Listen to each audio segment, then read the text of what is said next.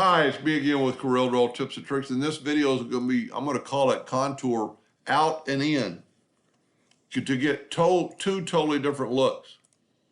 We're going to control D of this duplicate, make a duplicate of Leah.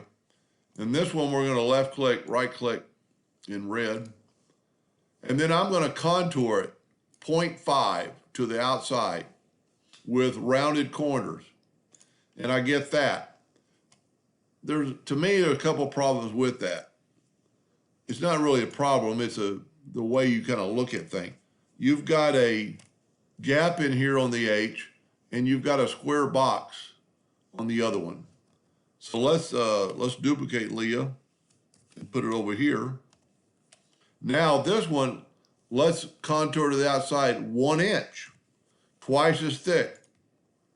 Okay, go up to Object, break contour apart. Now grab our contour and go backwards, that 0.5.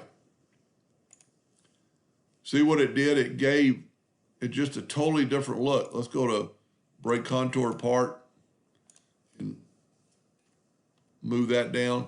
Look at the difference. Now, it's just personal preference. One, you've lost this gap, which could be a breaking point if something little. It just looks like a cloud. Especially if we're doing the snowflake on those ornaments. And if you haven't seen one of those, it's a pretty cool video. So contour out and then come back in and get a totally different look.